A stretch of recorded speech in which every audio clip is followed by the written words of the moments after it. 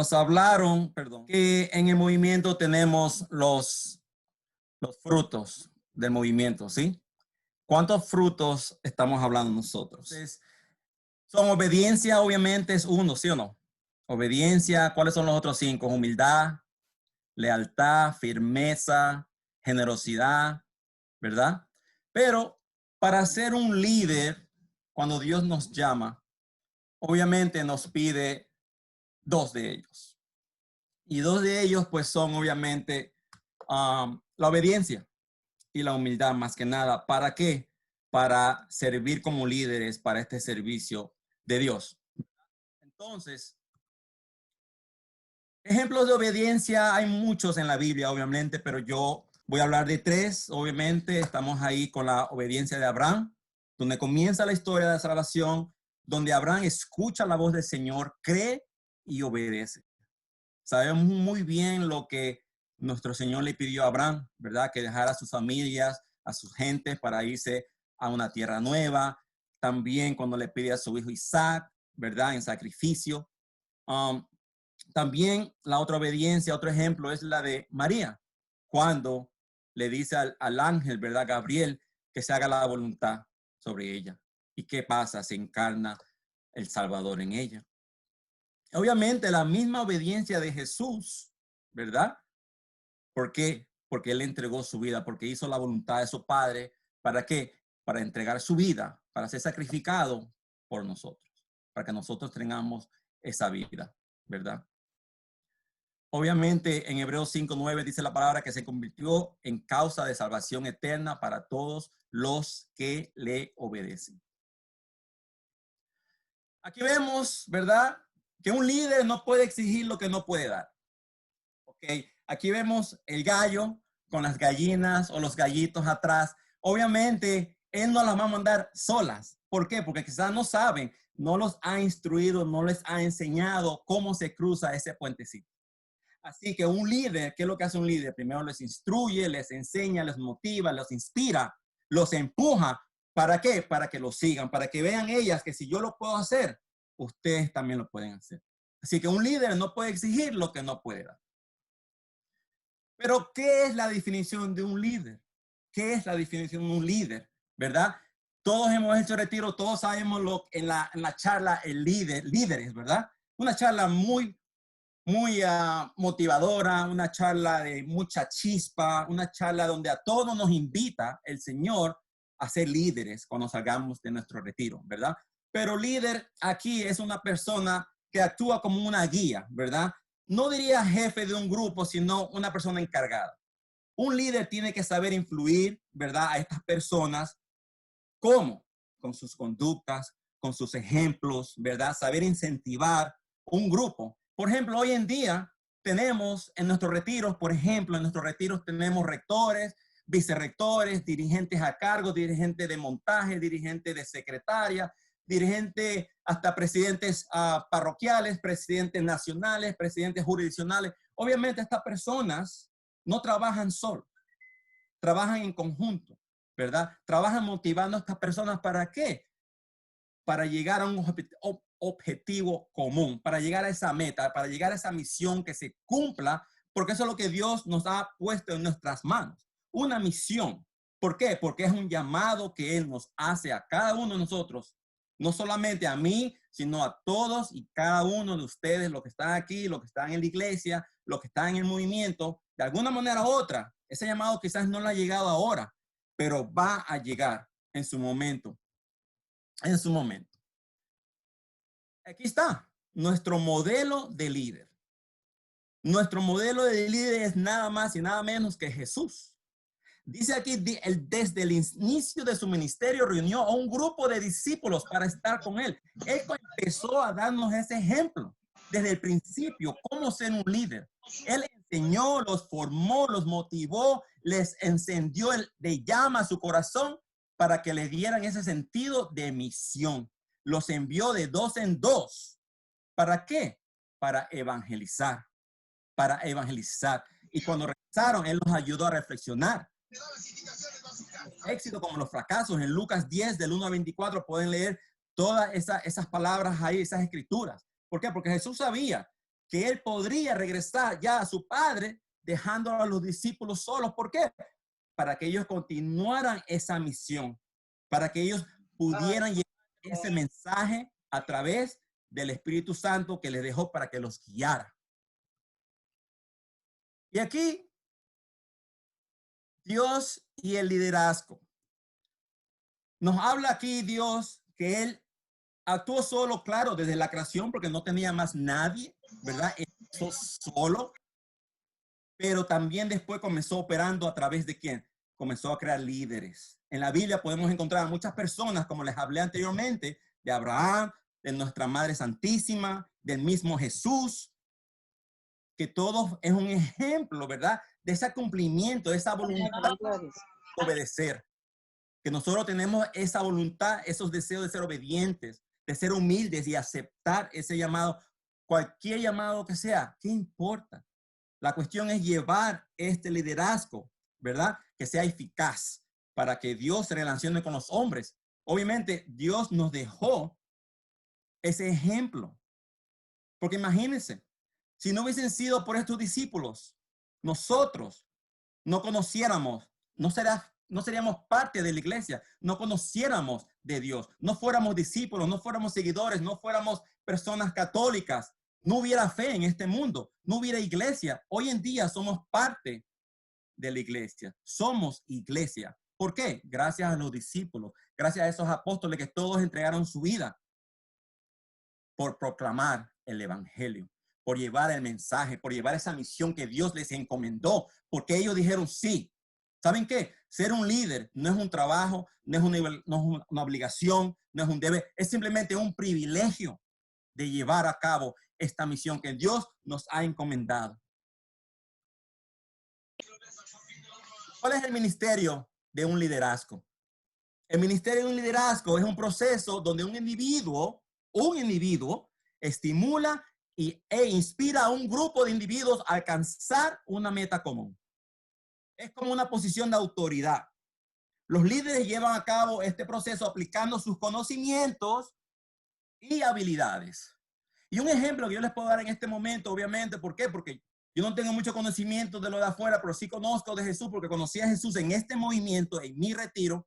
Y para mí, esa persona que tiene estos conocimientos, que tiene estas habilidades, que tiene estas inspiraciones, es nada más y nada menos que nuestro fundador, Nelson Rivera, el cual, al ser tocado por el Espíritu Santo, al ser llamado por Dios a que vaya a reconstruir su iglesia porque amenaza ruinas, al él decidir y tomar esa posición de líder y decir, sí, voy a reconstruir tu iglesia a base de retiros espirituales para que cada uno tenga ese encuentro con Dios. Y su meta era esa, de que cada uno de nosotros llegáramos a ese encuentro personal, que nosotros nos enamorábamos de Dios, ¿verdad? Y cuenta también una historia que les voy a contar rápidamente de dos amigas, ¿verdad? Dos amigas, la cual esta amiga estaba enamorada de un chico.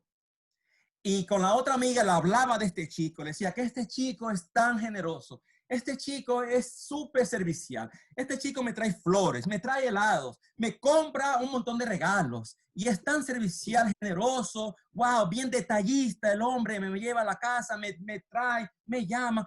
¿Y qué pasa? Durante este proceso que ella le estaba contando a su amiga de este chico, adivinen de quién se enamoró del chico. La amiga.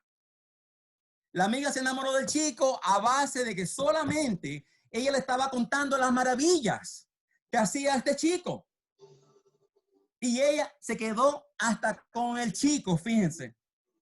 Y este pequeño análisis lo quiero poner a colación con lo que es evangelizar. Nosotros tenemos esa misión de evangelizar a Dios, a los demás. Se enamoren de Dios, que yo lleve esta palabra a cualquier persona que la necesite y que yo tenga la capacidad como misionero, como líder, de que esta persona se enamore de Dios. De la misma manera que nosotros nos enamoramos de Él, nuestro retiro, cuando tuvimos ese encuentro con Dios, nos enamoramos de Él. Que nosotros, estas personas vean ese líder, que en nuestros rostros vean a Jesús, que en nuestros rostros vean ese brillo que cada uno de nosotros poseemos al haber recibido a Dios y su gracia y su misericordia y todo lo que viene de Dios. y que ellos se enamoren de la misma manera que nosotros nos enamoramos de Él. Por eso que es necesario que nosotros sigamos al pie de la letra este llamado que Dios nos hace al liderazgo. Pero también les voy a hablar de dos conceptos de autoridad, porque hablamos de la autoridad de un líder, pero hay dos conceptos. El primer concepto es el concepto errado de autoridad. En otras palabras, esta es la persona que todo lo hace para el provecho de él mismo, ¿verdad? Que él tiene el poder de dominar a los demás, porque yo tengo el derecho, porque me merezco esta posición. Esta posición es demasiado pesada, así que yo tengo que ser como un policía, yo tengo que tener el orden aquí, yo tengo que controlar todas las personas y lo que yo digo, eso va. ¿Quién tiene más autoridad que yo? Nadie más, solamente yo. Ese es un error. Pero miren acá, el concepto evangélico de una autoridad en Marcos 10 nos dice, como ustedes saben, los que se consideran jefes de las naciones actúan como dictadores y los que ocupan cargos abusan de esa autoridad. Pero no será así entre ustedes. No será así entre ustedes. El que quiera ser importante entre ustedes debe hacerse servidor de todos. Jesús nos muestra con su ejemplo diciendo que Él no vino a ser servido, sino que Él vino a servir. Tremendo ejemplo de ese concepto evangélico de autoridad. Y miren aquí, Jesús, maestro que enseña con su ejemplo, con su ejemplo. Marcos 9:35, si alguno quiere ser el primero, que se haga el último y servidor de todos. Yo me puse a analizar un poco de este versículo porque a mí me parece súper interesante. Porque, ¿qué es lo que tiene que ver esto con el liderazgo? ¿Qué es lo que tiene que ver esto conmigo, con ustedes?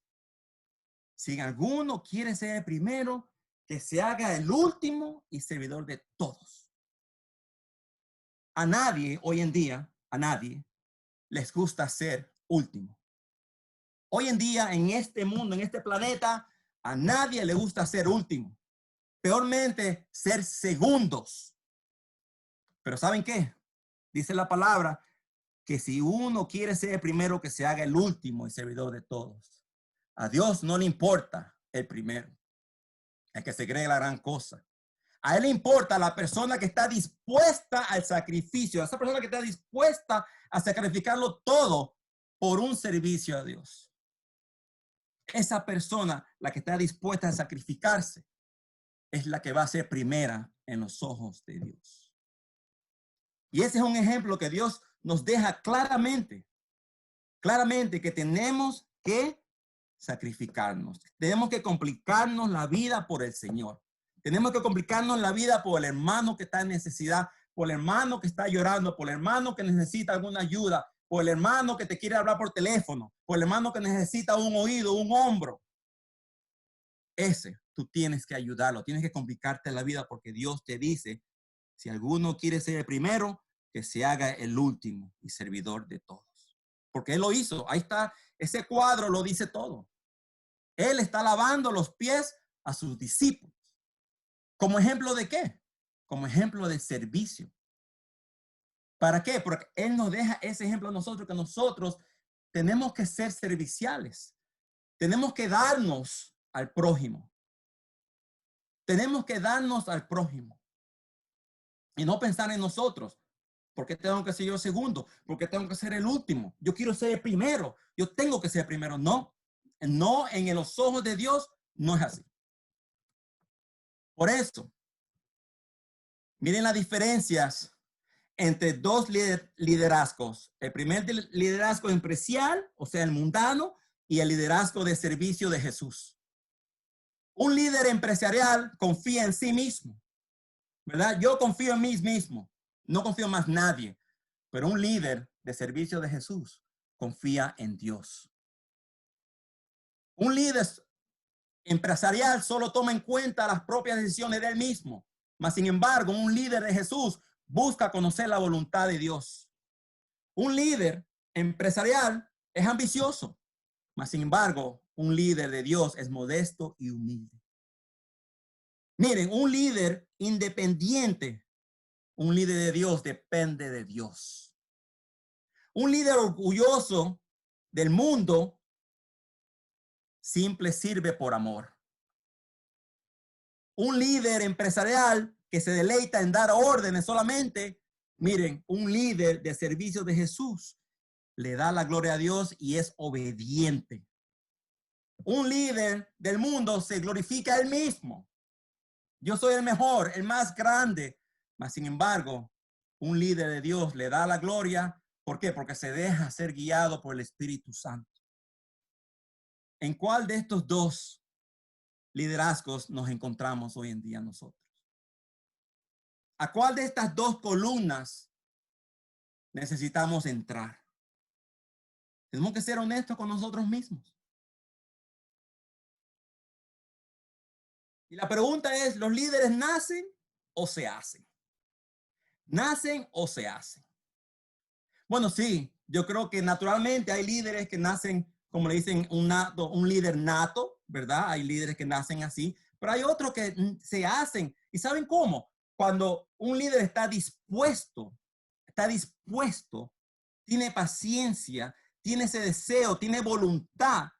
¿De qué? De ayudar a otros, ¿verdad? De formar a otros, de compartir su conocimiento con otros, de ser paciente. ¿Por qué? Porque un liderazgo se desarrolla a través de un proceso permanente. Obviamente, nosotros tenemos que formarnos, ¿verdad? A pesar de que decimos sí a cualquier llamado que Dios nos haga y nos quiera dar en nuestras manos, tenemos que tomar ese llamado y formarnos, porque Dios nos llama a ser líderes. Por ejemplo, tenemos que estudiar, tenemos que entrenarnos, obviamente, y con el tiempo uno consigue experiencia, la cual uno puede llevar a otras personas a que tengan la misma experiencia, que tengan la misma formación, porque nuestro deber como líderes hoy en día es que formar a otros líderes.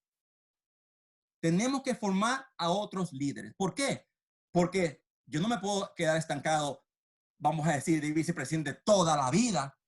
¿Por qué? Porque ya creo que estoy un poquito viejito, ya casi me retiro. Obviamente necesitamos otras personas que tomen el mando de este movimiento, de esta misión, porque todos somos misioneros. Somos misioneros. Pero analicemos cómo está nuestro liderazgo hoy en día. Y este liderazgo tiene dos características, ¿verdad? Estamos hablando de un líder inmaduro y un líder maduro. El líder inmaduro es la persona que se resiste al cambio. Es la persona que culpa a los otros por cualquier cosita. Vamos a decir, en un retiro, que la comida está fría, la culpa a todo el mundo habido por haber. Que el pan está muy duro, que por qué estamos sirviendo ese pan tan duro. Que esto, que lo otro, ¿verdad? Murmura entre los demás, es cizañoso, ¿verdad? Porque se cree líder, pero es un líder inmaduro. ¿Por qué? Porque no acepta sus responsabilidades, no sabe tratar con los demás, pelea con personas por cosas insignificantes que no tienen sentido, que no vienen a colación con lo que está pasando. O sea, no tienen idea de que lo más importante, vamos a decir, en un retiro, son las personas que están viviendo el retiro. Y que su responsabilidad única es que estos candidatos o candidatas reciban la gracia de Dios a través de los hermanos que están trabajando con él, que están esforzándose, que están entregando sus fines de semana, que están sudando, que están trabajando, que están de rodillas, que están limpiando. O sea, él no se da cuenta de esas cosas. Es un líder que obviamente no tiene esos frutos de un retirista. Pero un líder maduro es un líder comprensivo, un líder que entiende, un líder que acepta, ¿verdad? Un líder que inspira confianza, un líder que practica tolerancia, un líder paciente, un líder leal, un líder accesible. ¿Por qué? Porque esas son las características de un líder maduro, porque tenemos que ser maduros. Nosotros que somos personas que ya hemos tenido ese encuentro con el Señor no nos llama a ser personas inmaduras, personas resabiosas, personas soberbias. Dios no quiere líderes así. Dios nos quiere exactamente que nosotros practiquemos los ejemplos que Él nos dejó como enseñanza. Desde los primeros tiempos, desde que empezó la tierra, hasta hoy en día son ejemplos que nos ha dejado. Estamos en estos retiros espirituales, tenemos ejemplos en la Biblia, tenemos evangelios, tenemos un montón de recursos que nos pueden hacer esos líderes maduros que la iglesia de hoy en día necesita. ¿Cómo es un buen líder? ¿Verdad? Un buen líder es obviamente es un líder que cuida a su equipo, ¿verdad? Que es como que los cuida como si fuera su familia, tiene habilidades de ser un líder natural, ¿verdad? Tiene que saber creer en su equipo, tiene que agradecer constantemente, tiene que elogiar constantemente, decir, mira, buen trabajo, wow, ¿cómo lo hiciste? Me gustó lo que hiciste. Un líder tiene que saber también comunicarse constantemente. No podemos asumir, no podemos tener unas ideas como que, no, yo soy el único que sabe hacer las cosas aquí. Un líder tiene que saber delegar también. Tiene que saber delegar, no tiene que hacerlo todo siempre. El hecho de que tú seas un líder no significa que tú tengas que cocinar, limpiar, bañar y todas esas cosas que hay que hacer. No, tú tienes tu equipo, el cual tiene que trabajar y tienes que saber también lidiar con conflictos, porque conflictos lo van a haber. Donde quiera va a haber conflictos, donde quiera va a haber diferencia de opiniones, diferencia de palabras. ¿Pero qué? Como gran líder que eres, tienes que saber escuchar, tienes que saber tomar decisiones, tienes que saber también balancear, ¿verdad? Porque muchas personas tienen diferentes ideas, hay diversidades de personas, de culturas, de lenguaje. Tienes que saber aceptar todas estas cosas. Tienes que saber facilitar. No trates de controlar siempre todas esas cosas. Tienes que ser una persona apoyadora, una persona que ayuda, una persona inclusiva, que envuelve a otros en cualquier idea que tú tengas. Tienes que envolver a otros. No solamente son las ideas tuyas, es las ideas en conjunto, en equipo, porque todo el mundo quiere colaborar. Todo el mundo quiere que este retiro sea un éxito. Todo el mundo quiere que esta parroquia sea un éxito. Todo el mundo queremos que esta directiva jurisdiccional tenga éxito, que pueda trabajar juntos, que el presidente, el vicepresidente y todos los demás tengan esa unión familiar, fraternal. Y si tú quieres corregir a un hermano, tienes que corregirlo fraternalmente, con amor. Y esta es la pregunta que Jackie también lo hace siempre. ¿Qué haría Dios en mi lugar? ¿Qué haría Dios en mi lugar cuando esta persona me falta el respeto? Cuando esta persona me hable mal, cuando esta persona use palabras de que no son buenas en los ojos de Dios. Como líder, ¿cuál es tu manera de actuar, de reaccionar ante estos conflictos? Tienes que saberlo, tienes que saber cómo lidiar con estas cosas. Un líder tiene que también tener límites, límites. Como representante de la iglesia, tenemos que estar conscientes de lo que hacemos en público, cómo vestimos, qué clase de bebidas tomamos, ¿verdad? En este caso, el mundo es tan chiquito, es tan, pero tan pequeño.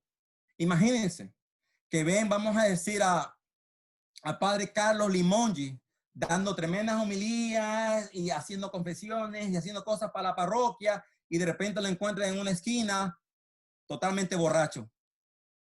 Imagínense, el mundo es tan pequeño, ¿verdad? Por eso tenemos que saber comportarnos en público. ¿Por qué? Porque a veces nosotros ponemos fotos que publicamos en estas redes sociales que son fatales para nosotros. En otras palabras, nosotros tenemos que respetar nuestra fe, tenemos que respetar a Dios más que nada y también ser celosos con el movimiento, con las cosas del movimiento, con las cosas del movimiento. Si tenemos que hablar con alguien en privado, especialmente, como dice aquí, en el sexo opuesto, no lo podemos hacer a puertas cerradas. Yo no puedo encerrarme en un cuarto con una mujer dándole consejos, porque en verdad eso no se ve bien.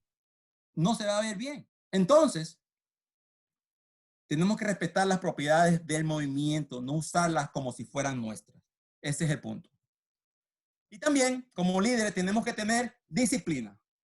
Y esto me encanta porque la disciplina nos lleva a la humildad. Porque sin Jesús no puedo hacer nada. ¿Y saben qué? Esto me lleva a buscar a Jesús. Y por medio de sus enseñanzas podemos, ¿qué? Amarle. ¿Amarle cómo? Obedeciéndolo. Obedeciéndolo. Y haciendo esto nos lleva a servirle. ¿A servirle a quién? Al prójimo. Al prójimo. Lo que crea oportunidades, ¿para qué? Para exaltarlo, dándole a él toda la gloria. Tenemos que poner los ojos en Jesús. Miren, ayer para mí fue un día tan glorioso que fuimos a la iglesia San Anselmo. Cuando yo entré a esa iglesia, yo les digo que yo sentí algo. Yo sentí algo porque saben que en esa iglesia San Anselmo pasan tantos milagros, pasan tantas vidas transformadas, tantas vidas que han estado rotas, tantos matrimonios que han estado rotos, tantas relaciones, tantos hijos, padres, madres que han sido heridos. Y en este retiro, en este encuentro donde está Dios, donde todo lo hace posible, yo sentí como que, wow, he vuelto a la casa de mi padre. He vuelto a la casa donde yo lo conocí, donde yo sentí su espíritu, donde yo sentí su gracia de Dios. Y a mí me dio una nostalgia, una tristeza, pero a la misma vez me dio sentimiento porque sentí que la llama de mi corazón comenzó a quemarme más, porque sentí que yo necesito seguir siendo ese líder. Yo necesito seguir misionando y le pedí a Dios que me diera la oportunidad, que me diera la vida, que me diera años para yo seguir misionando, porque no me quiero apagar, porque no quiero parar, porque quiero seguir. Hoy más que nada estoy más dispuesto a la misión, al llamado de Dios. Y le dejo con esto. La iglesia no es un museo, es un jardín donde florece la vida. No somos llamados a ser curadores, pero somos llamados a ser jardineros. Y esto nos dejó nuestro San Juan 23. Amén. Que Dios me lo bendiga.